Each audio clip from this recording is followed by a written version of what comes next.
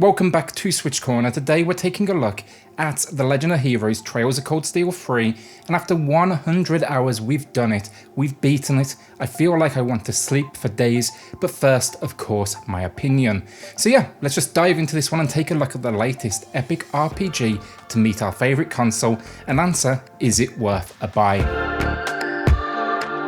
So first, before we do get started, two things. Hit subscribe if you love the Switch as much as we all do here. Join our growing family.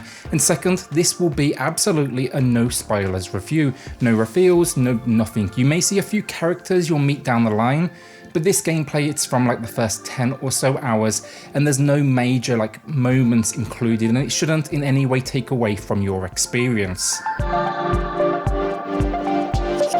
Story, and I gotta be clear, I have never played the first two entries in the Trails of Cold Steel saga, like I'm sure many of you out there. For that matter, actually, I haven't even played any of the Legend of Heroes series before, so I'm a complete noob with this one, basically. Story though goes like this. You're going to be taking on the role of Rean Schwarzer. In the prior two entries, it seems you are a student of what's known as Class 7. Essentially, it's like a special ops branch that both partakes in school studies and then kicks some serious ass on the side. In these two though, you fought your way through a civil war and gained like a hero status, with your name known to both people that admire you as well as those that, let's just say, a little less so.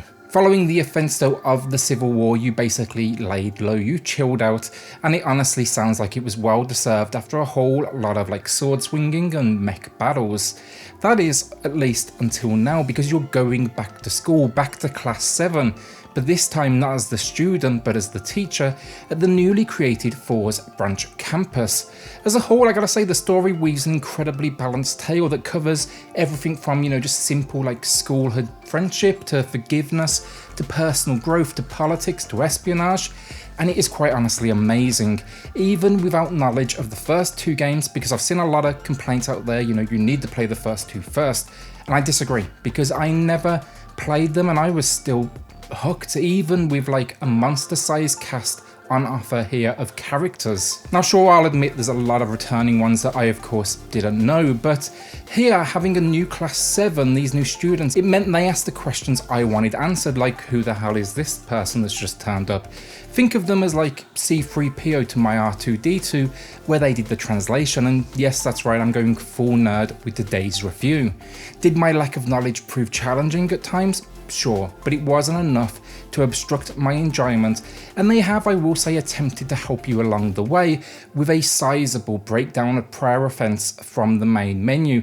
This is all text-based, it can take you a little while to get through it, but I suggest everyone takes a read. Overall though, with this one, the only thing it really did was make me want to play the first two games, and I hope they do eventually make their way to the Switch. For now though, it seems to be PS4 exclusive. While I can't say how good it is in comparison to, of course, the first two entries, I can say this. If you're a fan, it seems like they've put a lot of effort into bringing back a sizable cast and kind of showing you what they've been up to. Overall though, I can say this, it was a fun ride for me with a great pacing to it all, which is kind of unusual for an RPG. An impressive feat when you think that I sunk 100 hours into it, and the story, it always felt like it was going somewhere. My only real warning with this one, it's a JRPG, and that it's a text heavy one as well, just tons of interactions, tons of reading to do, so if you don't like that, definitely not your thing. Everyone else, great stuff, so let's move on to gameplay. Okay, so gameplay, and first I can't cover everything. It would take a series of videos just to cover every mechanic on offer. So I'd say consider this more like a high level overview. The game is for the most part though set up into two areas. You've got school days, which is basically your home base, shall we say, and then you're out in the field for exploration and combat. Once you hit that 10 or so hour mark, it starts that loop of jumping between locations that very much keeps things fresh. With the school moments, you will hone your skills, develop relationships, fulfill quests around town, and then take on what I would call ramping in difficulty training dungeons. You'll also though be able to work on your squad and adapt let's say your skill set as you please at stores and workbenches. In the field then, that's the main chunk of the gameplay, and that's where the true JRPG formula kicks in with a whole lot of turn-based combat. Basically navigate huge locations and complete both story and optional quests. With this one, it's also worth knowing battles are not random here, and every opponent can be seen ahead of time walking around the battlefield, giving you the option of heading on into battle or just avoiding it entirely. When you do go for the battle option as well, you can even try to attack first and start with like an immediate damage to your opponents, and it leads to some fun strategy. While this is always a good thing in my eyes, over random encounters, I will say it can be tempting at times just to want to push the story forward, a mistake I personally made, and it did lead to some moments of grinding when I just wasn't leveled up enough to take on that next, part of the mission. My fault, not the game's, but don't skip battles in excitement like me. So let's talk combat then, because while it is simple, I loved it. First off, you have a squad of 4 individuals, and you can rotate freely as you build up that roster, so you can switch them in and out, and that's always fun for an experimentation side of things. This one though, it's not just choosing attacks, but also field placement. Your starting formation can actually be manipulated at any time from the main menu, but you can also move them freely as you please in battle, but I will say it does cost a turn. Understanding your squad's abilities though and pairing them with formations might seem a little bit overkill for like that first 10 hours or so, but the more you progress, the more essential it becomes to your success. For your attack scope though, expect this: simple normal attacks, magic known as arts, and then crafts, which are essentially specials. As you get deeper into the game, of course, these skills will evolve as you level up. These, it's also worth knowing, are tied to 2 meters, CP and EP, and they're basically the points we use per attack type, so it creates that balancing act of, comparing available points to pulling off a move, and is it the right strategy? Something all JRPG fans by this point should be used to. To round out our skill set then, we have items we can use from a menu, orders which are given by Rean at any time, and they basically add like buffers to your entire squad. So for example, I always went with the attack strength boost. And then most impressively, there's something here called link abilities. Here you'll be connecting 2 characters, and essentially at a very base level, shall we say, if you deliver a strong attack, let's say it leads to a defense break, your link will deliver a follow-up attack. These are implemented then by a quick screen that just gives you a few options, and you'll only have like maybe a second or 2 to decide. See it as almost a quick time event, except not annoying in any way. I love the link moves though. Not only do they evolve as you create a link bond with your colleagues, but it also led to a lot of experimentation with the pairings I was working with. This is very much at a high level of what battles entail, but I gotta say it's where you start, and I nearly loved it immediately. It provides some real challenge while keeping controls on a simplistic side, but they actually do mask also a lot of depth. Problems, I gotta say, not really many, but the controls are a little on the complicated side, there's no doubt about it, and even after like probably 15 to 20 hours in, I was still pressing the wrong buttons or trying to like figure out how to do something. For example, it took me like the first 5 hours to even work out how to scan an enemy and see their abilities, their weaknesses, their HP and so on. The tutorials, they could be probably a little bit clearer. And then boss battles, they were predictable, because for the most part you'll see like a wide open area ahead of you, normally a dead end. And I started to recognize what was coming there. It's a story moment, and then a big ass boss jumps into battle. I think the element of surprise here could have been handled a little bit better, just to throw me off my guard. The only other thing, the opening couple of hours, while I said the pacing was good, it could be a little more on the action-packed side. It just seems to be a lot of like wandering corridors. These are though, I will say, minor issues, and me really getting critical to point them out. So my last point on gameplay then, 100 hours later, the pacing of it all is handled just so well. It doesn't feel like there's much in the way of padding here. The school moments, the story, the optional quests, the exploration, everything just felt important. So often we see like a million optional fetch quests and the like simply to, call itself epic. But this one actually pushes against forcing your pace, and the game even proves this with a couple of systems. First, once you visit an area, you can get instant access to fast travel, always appreciated. And then what can only be described as basically a fast forward that works in-game, in cutscenes and in battle. I use this a lot and still went to that 100-hour mark, but it's a nice touch, especially if you can read fast like me, because some of the more minor scenes, they can still be quite long, so it gave me that option to get through it a little quicker. One thing I want to mention as well is there's a lot of mini games as well. I didn't really dive too deep into them, but there's like card games, fishing and cooking, so I still see there's like a lot for me to uncover. Gameplay wise, I'm really impressed and really enjoyed my time in this world. Graphically, first off, it's worth knowing this one came out in 2017 in Japan, and I gotta say, it does kind of show in its visuals.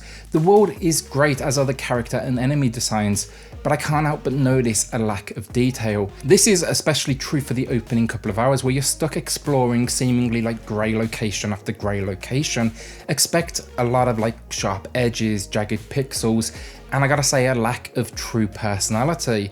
That being said though, I do urge you to stick with it, because once you get to the town and the open world, there truly is some incredible locations to visit with a wide and varied cast of characters to interact with, especially in battle. I gotta say as well, there's some seriously flashy like special moves that just look absolutely amazing, and even though they just repeat, never got bored of them. Basically, with this one, it takes a little while for the game to reveal its true beauty. Problems wise, some of the text on screen can be tiny, whether it's the names of the towns that pop up, as you're moving location to location, or things like the EP, CP and HP meters. You'll need some seriously good eyesight at times, especially if you're going the handheld route. In handheld, I gotta say, these issues really do stand out, especially with the map in the top right corner. When things get a little busy there, the symbols will just kind of like blend together and be impossible to distinguish without opening up the full map, which I gotta say is luckily just one button press away, but it's absolutely worth knowing you're gonna need to kind of work around it. Last up then, performance, and things do start off rock solid, but I will say in the latter half of the game, as battles and character count, it gets a little bit bigger, I did notice a few frame rate drops and struggles, and that's a shame when it had been so strong up to that point. Overall, visually, it didn't make the best first impression, I gotta be honest, but after a few hours, I did find an absolutely stunning world to explore that actually felt very much alive. Just as I say, few hours of grey and brown corridors to get the ball rolling. Audio-wise, for the most part, it's good with a few quirks. The soundtrack is solid, and while it's not the best out there in the seriously competitive world of JRPG soundtracks, still found a lot to like, with a suitable tone that matched, each scenario from the somber to the epic. Likewise then, in battle, attacks, enemies, they're like heavy and strong, giving a nice balance between mystical and then recognizable. My issues though, the balancing at times, it was a little off, where the soundtrack was just way too quiet in the mix to truly make out what was going on, and it felt like a waste. Also then, on an audio front, voice acting. First English only, which is always a shame, but outside of that, it's the implementation that's kind of weird and deceiving. The opening, I'd say 2 hours, it's fully voice acted, so it sets up the expectation, it's gonna be that way throughout. Then, all of a sudden, it just kind of disappears and becomes the occasional line here and there, tied to most noticeably important moments. It's a weird thing to say, but I think one way or the other would have been better, either occasional or full, but not starting with one and then switching across to another. It almost gives us feeling of being unfinished. I also know it's unreasonable to expect full voice acting here, don't get me wrong, they just did a weird combination, that's all. Overall audio, it's good, but the design decisions, they're a little weird to get my head around and a bit quirky. So the final verdict, and I have no doubt in my mind, The Legend of Heroes Trails of Cold Steel 3 is a game I can not only recommend, but very easily do so. Outside of a pretty great opening and some design quirks here and there, I can't deny I had an amazing time, even without prior experience of this world. Great story, great pacing, great characters. There's just so much to like here, and I imagine for veterans of the series even more so. Today I'm going to be awarding Legend of Heroes Trails of Cold Steel 3 a great 8 out of 10, and it was so very close to a 9 if it wasn't for the performance issues in the latter half of the game, to be honest. And that's really about it. JRPG fans though, add this one to the library, or at least to the wish list. You're gonna wanna look into it at some point. Thanks for watching today. Let me know if you do have any questions in the comments below. And it's been a long video, this one, so hit subscribe if you love the Switch as much as we all do here. Join our growing family, and I'll see you all on the next one. Thanks everyone.